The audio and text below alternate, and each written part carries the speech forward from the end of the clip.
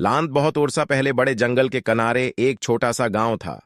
ये ज्यादातर वक्त प्रामन गांव था, लेकिन गांव के लोग लोबिजून के खौफ में रहते थे, जिनके बारे में कहा जाता था कि वो जंगल के अंदर रहते थे।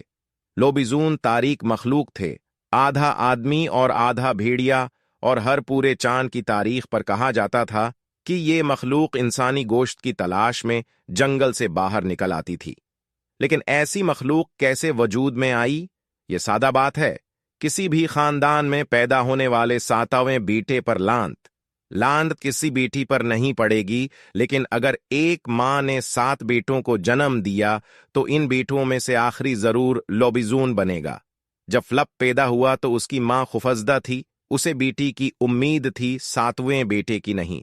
लेकिन फलप की माँ मेहरबान और प्यार करने वाली थी, और वो अपने बच्चे से पीछे हटने वाली नहीं थी। इससे कोई फर्क नहीं पड़ता था कि गांव वाले उस लांत के बारे में कुछ भी कहीं। कई साल सुकून में गुजर गए। फलप एक मजबूत लड़का बन गया, जिसे उसकी माँ और बाप और भाई बहुत पसंद करते थे। लेकिन फलप ये नोट्स करने से नहीं रह सका कि उसके साथ उसके भाइयों से मुख्तलिफ सलूक किया गया था। वो स्कूल नहीं गया क्योंकि उस्ताद उसकी इजाजत नहीं देता था। ये मुनासिब नहीं था क्योंकि नौजवान लड़का नई चीजें सीखना पसंद करता था और शिद्दत से दूसरे बच्चों के साथ दोस्ती करना चाहता था।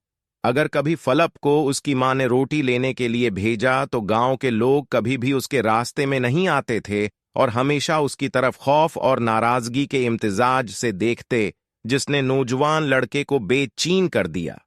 दूसरे बच्चे उसके साथ नहीं खेलते थे, और जब पूरा चांद होता था तो उसे कभी बाग में जाने की इजाजत नहीं थी। ये आखिरी नुक्ता शायद इन सब में सबसे बुरा था, क्योंकि फलप को चांद से बहुत प्यार था।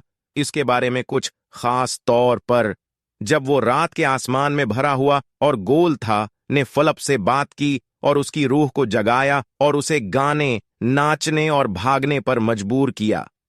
जिंदगी प्रामन होने के बावजूद खुशी से बहुत दौड़ थी। फलप ने हर गुजरते साल के साथ खुद को ज्यादा से ज्यादा अलग थलग पाया। इसका कोई दोस्त नहीं था और उसे कभी भी दूसरे बच्चों के साथ खेलने के लिए मुद्दऊ नहीं किया गया था।